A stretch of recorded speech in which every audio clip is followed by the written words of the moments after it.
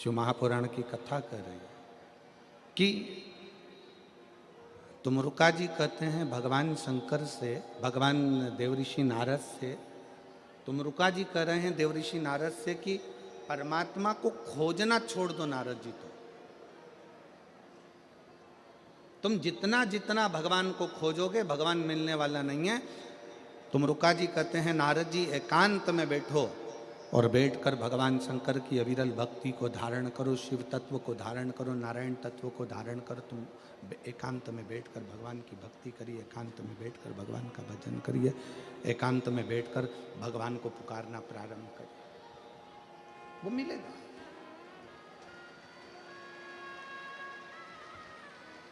और क्यों ना मिले,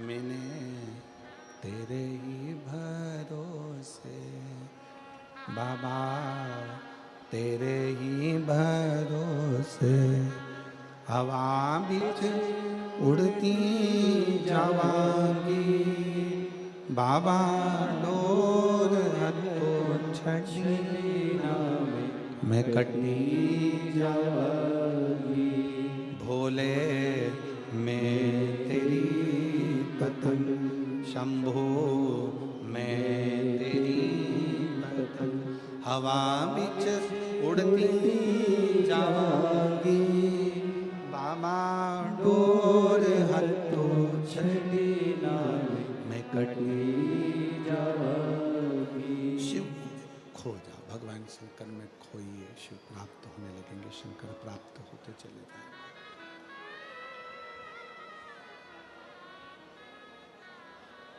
बहुत दूर दर्शन करने जाने से पहले अपने घर के नज़दीक में जो शंकर का मंदिर है, अपने घर के पास में जो शिव का मंदिर है, अपने घर के नज़दीक में जो शंकर का शिवालय है, पहले वहाँ जाइए।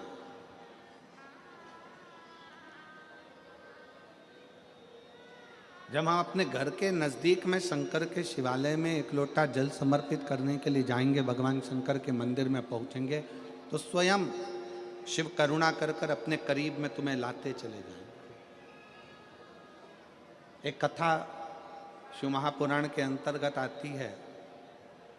एक बार माता सती शिव जी से आज्ञा लेकर तप करने के लिए गई।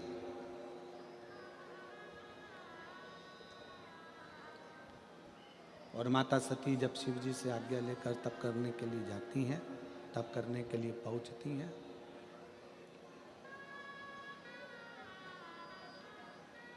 अखंड तप करने के लिए माता सती बैठ गई, अखंड तप कर।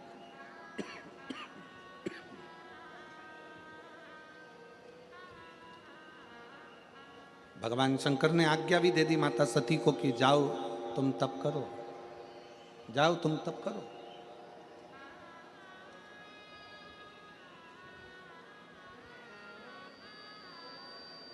और सती मैया गई और तप करने के लिए बैठ गई। माता सती तप करने के लिए लीन हो जाती है, माता सती तप करने के लिए बैठ जाती है। बेटी माता सती को बहुत समय लग जाता है तप करते करते करते करते। जब माता सती तप करते करते बहुत समय हो गया, तप करते करते जब माता सती को बहुत समय लग जाता, अब अभी सती मैया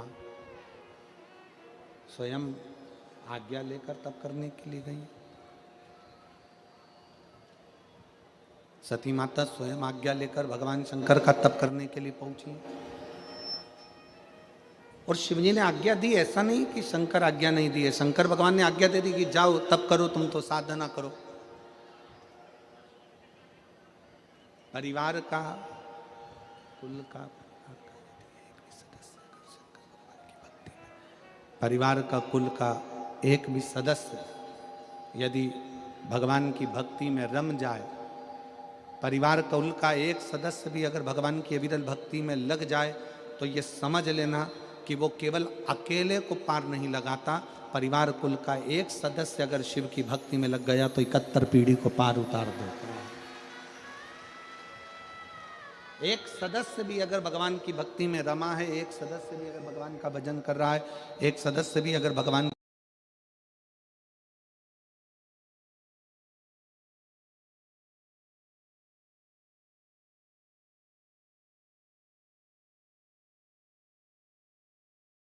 की अविरल भक्ति को धारण कर रहा है, तो वो पूरे कुल को पार कर देता है, पूरे परिवार।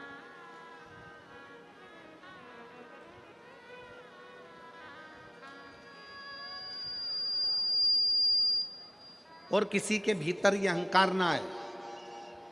आप जितने लोग कथा श्रवण कर रहे हैं, जितने लोग कथा में पहुंचे हैं, आस्था चैनल पर कथा सुन रहे हो, फेसबुक यूट्यूब पर कथा सुन रहे हो, टाल में बैठ कथा सुन रहे हो, आप जहां बैठकर कथा का रसतत्व ग्रहण कर रहे हो, आप जहां बैठकर कथा सुन रहे हो, आपके अंदर ये अभिमतता नहीं आना चाहिए कि मैं भगवान की कथा को सुनने के लिए बैठी हूं या मैं भगवान की कथा श्रवण कर रही हूं। नहीं, बगीचे में बहुत सारे फूल होते हैं, एक फूल बगीचे में से तोड़ा जाता है, वो कौन सा फूल तोड़ा जाता है? जो बड़ा सुंदर लगता है। उसी तरह पूरे परिवार में अगर आप अकेले भगवान शंकर की भक्ति में लगे हो, तो भगवान को धन्यवाद देना कि भगवान ने उस बगीचे में से हमको चुना है।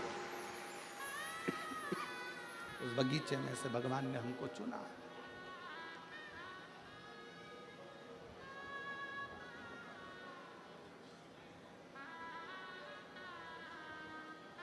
भगवान को धन्यवाद दो कि उसने अपने को चुना, सत्संग के लिए, भजन के लिए, कीर्तन के लिए, मंत्र जाप के लिए, नाम जाप के लिए, स्मरण के लिए चुना।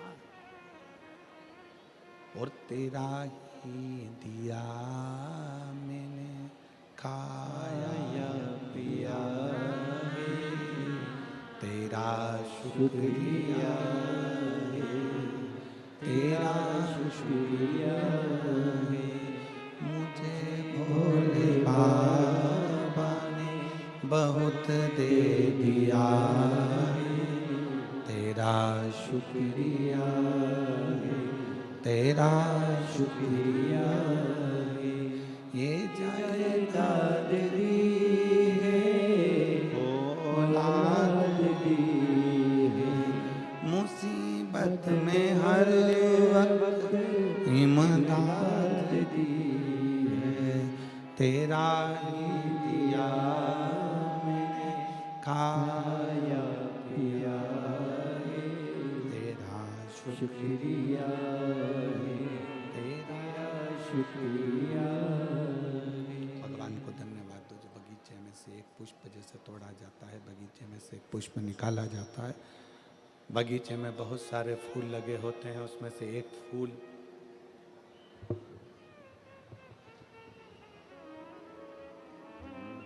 मुझे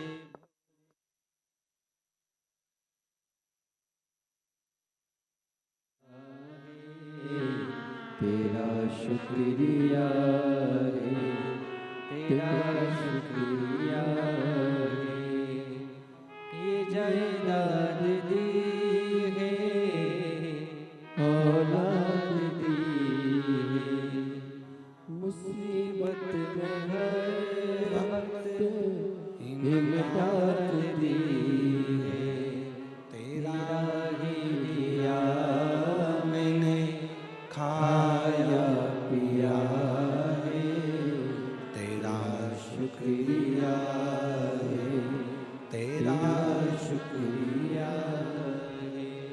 भगवान को धन्यवाद देते रहो कि उस शिव की कृपा से प्राप्त हुआ। अगर चुना, आप यदि भगवान की अविरल भक्ति में बैठे हो, भगवान के भजन में बैठे हो, भगवान के स्मरण में बैठे हो, मान लो कोई व्रत आप कर रहे हो, कोई तप आप कर रहे हो, कोई साधना आप कर रहे हो, कोई उपासना आप कर रहे हो, तो भगवान को धन्यवाद दो कि उसने आपको चुना है भगवान की भक्ति के लिए, स्मरण के लिए, पूजन के लिए, पाठ के लिए, अनुष्ठान के लिए, उसने आपको चुना है। एक पत्र है,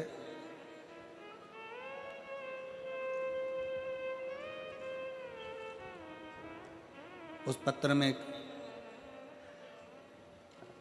मेरा नाम प्रियांशी मुकेश लाई कंसारा है, मैं डीसा गुजरात की रहने वाली हूँ। कहीं बैठी हो तो हाथ हिला सकती हैं। मेरा नाम प्रियांशी मुकेश लाई कंसारा है। मैं डीसा गुजरात की रहने वाली हूँ।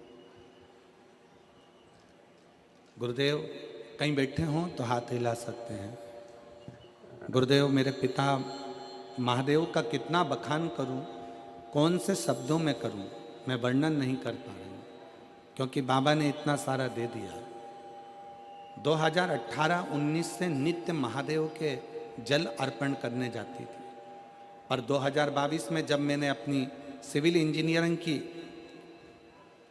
पूर्ण की, उसके बाद मैंने घर रहकर सरकारी नौकरी की तैयारी चालू की।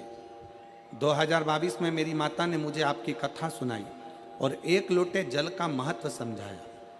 तब से मैं एक लोटा जल सारी समस्या का हल पिता महादेव को अपना पिता मानकर चढ़ाती रही।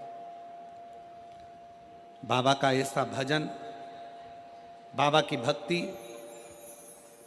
थोड़ा सा श्रृंगार कर देती बाबा का, मंदिर में जाकर सफाई करती, झाड़ू पोछा करती, बाबा से विनय करती। बाबा ने ऐसी कृपा करी गुरुदेव कि शायद ही दुनिया में कोई कर पाता हो। छोटी सी उम्र में मेरे बाबा ने मुझे नायब कार्यपालक इंजीनियर पद पर सरकारी नौकरी में लगा दिया। मैं बाबा को धन्यवाद देने के लिए यहाँ आई हूँ। एक लाइन बहुत अच्छी लिखी है, आप अगर स्मरण करेंगे तो आपको प्राप्त होगा। वैसे तो परीक्षा के समय पर मुझे बहुत सारी कठिनाइयाँ आईं, पर बाबा ने मुझे डूबने नहीं दिया, बाबा ने मेरा विश्वास टूटने नहीं दिया, बाबा ने मुझे संभाल लिया। ये शिव तत्व है, ये भगवान शंकर की कथा है, ये शिव की उपासना है, भगवान शंकर की भक्ति है। प्रियांशी मुकेश लाई कंसारा डीसा गुजरात की हैं। कहीं बैठी हो तो एक बेलपत्र लेने के लिए आ सकते। भक्ति किसको कहते, विश्वास किसको कहते, दृढ़ता किसको कहते, मंत्र जाप किसको कहते हैं, नाम जाप किसको कहते हैं, स्मरण किसको कहते हैं, ये इससे सीखने को मिलता है। आप जितना जितना भक्ति में लीन होंगे, फिर निवेदन करूंगा, आप जितना जितना भक्ति में डूबते चले जाओगे, शंकर के भजन में, शिव की उपासना में खोते चले जाओगे, शंकर के स्मरण में खोते चले जाओगे, उतना उतना आपको शंकर को नहीं खोजना पड़ेगा। मेरा देवाधिदेव महादेव खोज कर आपकी झोली खुशियों कर देगा, ये निश्चित है। आपको नहीं ढूंढना, भगवान शंकर स्वयं ढूंढेंगे। आप करें उसका भजन, आप उसका स्मरण करिए, आप उसका मंत्र जाप करिए, आप उसका नाम जाप करिए, आप उसका स्मरण करिए, वो संभाल लेगा। शिव तत्व जा। सती मैया भगवान शंकर जी से आज्ञा लेकर तप करने के लिए चली गई।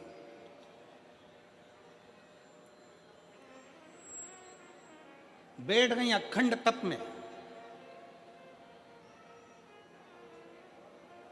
और तप का मतलब क्या होता है?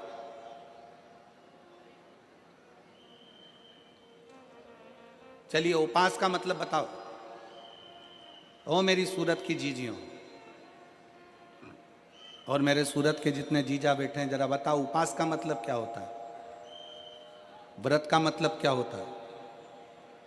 भोजन छोड़ देना व्रत है? जम के बोलो जरा। नहीं। खाना छोड़ देना व्रत है? जम के बोलो जरा। नहीं। व्रत का मतलब क्या है? भोजन छोड़ देना व्रत नहीं है। शिव महापुराण की कथा कहती है अपनी गलत आदतों को छोड़ देना सबसे बड़ा व्रत है। खाना छोड़ देना व्रत नहीं है। खाना छोड़ देना व्रत नहीं है। दूसरे का धन छुड़ाकर खाना छोड़ देना व्रत है।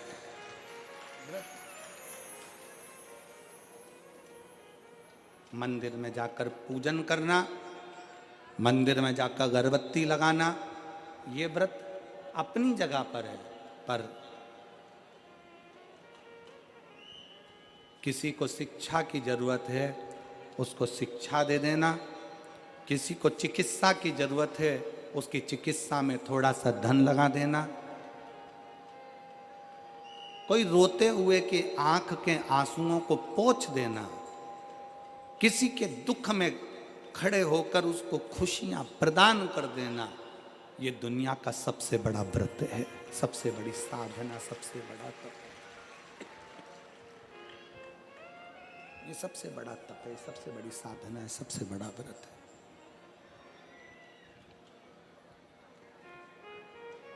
कभी करके देखो।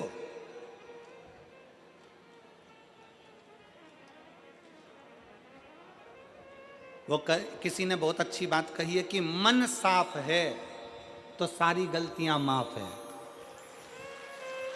और अगर मन ही साफ नहीं है तो गलती कौन माफ करेगा भाई।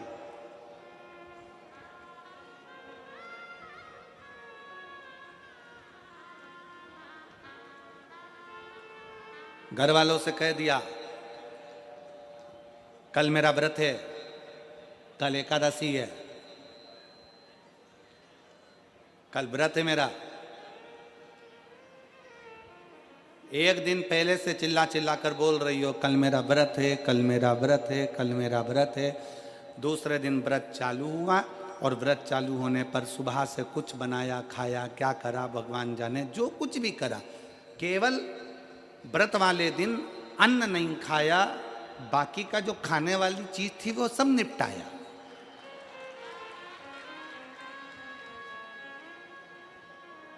अब हम आपसे पूछें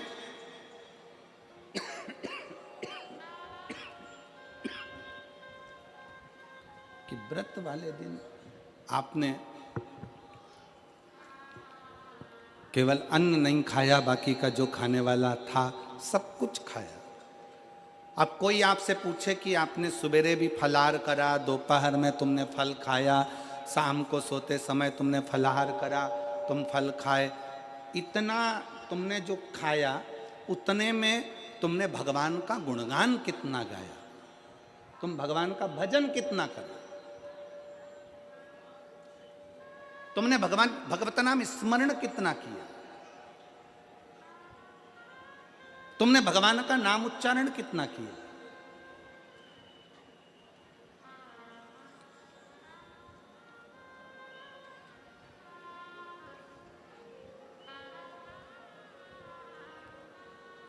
केवल खाना छोड़ा है, अन्न छोड़ा है, भोजन छोड़ा है, और दिन में सुबह से लेकर शाम तक 2-3 बार तुमने कुछ ना कुछ पाया है, वो व्रत हो सकता है आपकी दृष्टि में, पर हमारी दृष्टि में व्रत कौन सा है। शिव महापुराण की कथा कहती है कि सुबेरे आपका व्रत चालू हुआ, दूसरे दिन ब्रह्म मुहूर्त तक जो आपका व्रत आपने रखा है, भगवान का जो व्रत कर रहे हो, उस व्रत में एक बात अपने अंदर उतार कर रखो कि इस दिन मैं अपने मोबाइल का त्याग करती हूँ, पूरे दिन मैं मैसेज नहीं पढ़ूंगी, मैं देखूंगी नहीं, मैं अपशब्द नहीं कहूंगी, मैं जानूंगी नहीं। दूसरा, आज के दिन मेरा व्रत है, आज 1 महीने में, 15 दिन में, 2 दिन में, 20 दिन में मैंने अगर किसी से भी अपशब्द कहा होगा, आड़ा टेढ़ा कहा होगा, तो सबसे पहले आज व्रत वाले दिन मैं उसको सॉरी कहूंगी, क्षमा मांगूंगी और अपने हृदय से लगाने का प्रयास करूंगी। व्रत है, व्रत का तीसरा अंश, आज मेरा व्रत है, मैं आज के दिन किसी को भी अपशब्द नहीं बोलूंगी, किसी के लिए आड़ा तड़ा नहीं बोलूंगा, आज जितना बन सकेगा मैं सात्विक जीवन जीऊंगा। चौथा, आज मेरा व्रत है, आज के दिन मैं झूठ नहीं बोलूंगी, ना झूठ बोलूंगा सुबह से लेकर शाम तक। और पांचवा, आज व्रत वाला दिन है, जितना फलाहार मैं करूंगी उसका पैसा जोड़ूंगी कि 15 रुपए का मैंने साबूदाना खाया, 10 रुपए का बटाटा खाया, ये खाया, वो खाया, सारा हिसाब लगाकर 55, 60, 70 रुपए जितने होते हैं उसमें से एक अंश निकालकर मैं उसका एक भाग किसी गौशाला में जाकर गाय को चारा जरूर दूंगी।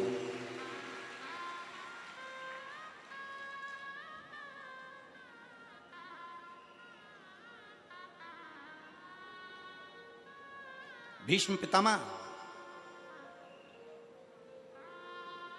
एकादशी का व्रत करते थे,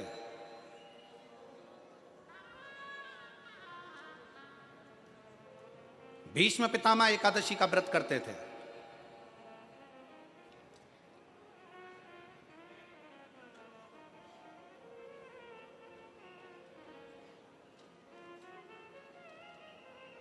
भगवान कृष्ण ने अर्जुन से कहा बाण छोड़, भीष्म पितामह के शरीर के लिए। आप सबसे एक बात पूछना चाहते हैं, आपके शरीर में बाण ही बाण छुपे हुए हो, पूरा शरीर छेदित हो गया गोली गोली से, बाणों से, आप जिंदा रहोगे कि मर जाओगे? जीवित रहोगे? जम के तो बोलो नहीं, व्यक्ति मर जाए। जिसके शरीर में इतने बाण चुभे हों, वो बाणों की सैया पर पड़ा हुआ हो, विचार करिएगा कि बाणों की सैया पर कैसे पड़े। रक्त बह गया, पूरा रक्त निकल रहा है, और बाणों की सैया पर भीष्म पितामह पड़े हुए।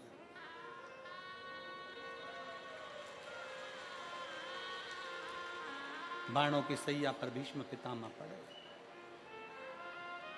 विचार करिए।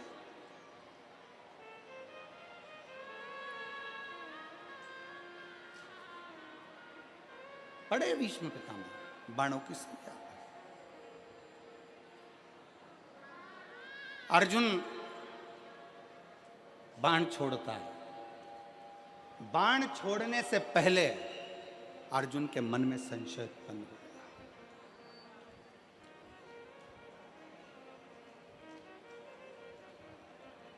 बाण छोड़ने से पहले अर्जुन के मन में संशय है। अर्जुन ने कहा, प्रभु अगर मैं बाण छोड़ता हूं और भीष्म पितामह के शरीर में लगेगा तो भीष्म पितामह को कष्ट बहुत होगा, बहुत कष्ट। अगर मैं बाण छोड़ता हूं तो भीष्म पितामह को कष्ट बहुत होगा।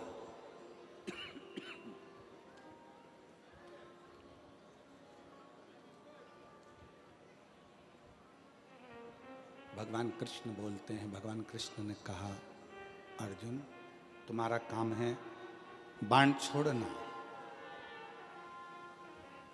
दुनिया के लोगों को लगेगा कि अर्जुन ने बाण छोड़े हैं और भीष्म पितामह के शरीर पर बाण लगे हैं और बाणों की सैया पर भीष्म पितामह पड़े हैं। पर अर्जुन, सत्यता तो ये है कि भीष्म पितामह ने एकादशी का व्रत किया हुआ है। 26 एकादशी भीष्म पितामह ने करी है। उन एकादशी पर भीष्म पितामह एक काम करते थे, उस एकादशी के दिन भीष्म पितामह कहीं नहीं जाते थे। गौ माता के पास रहकर, गाय को चारा देकर, गाय की सेवा कर कर, गाय की पूजन कर कर, गौ माता की आराधना कर कर भीष्म पितामह अपना एकादशी का व्रत करते थे। गौशाला में गौ माता को जितना फलाहार देते थे, अपने अंश से, अपने जो पाया, जैसा पाया वैसे अंश के हिसाब से गौ माता की सेवा में लीन रहते थे। अर्जुन, घबराना नहीं, बाण तुम छोड़ोगे, दुनिया के लोगों को लगेगा कि अर्जुन ने बाण छोड़ा है। भीष्म पितामह बाणों की सैया पर पड़े हैं, दुनिया के लोगों को लगा रहेगा। पर अर्जुन, भीष्म पितामह के शरीर में बाण नहीं चुभेंगे। भीष्म पितामह बाणों की सैया पर नहीं, जो एकादशी का व्रत भीष्म पितामह ने करा है, उस एकादशियां भीष्म पितामह को अपने हाथ पर झेल लेगी और उसको अपने हाथों पर।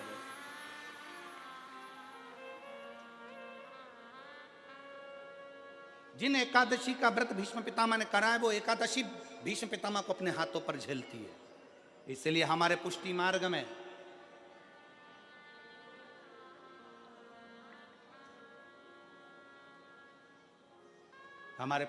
में जहां हम ब्रह्म संबंध लेते हैं, हमारे वल्लभ कुल में एक बड़ी सुंदर बात कही जाती है कि भले बकरी जैसे चरो पर एकादशी जरूर करो। वो भीष्म पितामह के संवाद को देखकर कहा जाता है।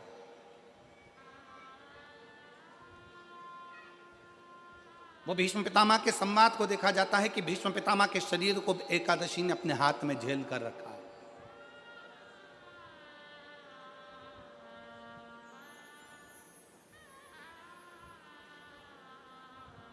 आप पशुपतिनाथ का व्रत करते हो, आप 16 सोमवार का व्रत करते हो, आप संकट सोमवार का व्रत करते हो, आप शिवरात्रि का व्रत करते हो,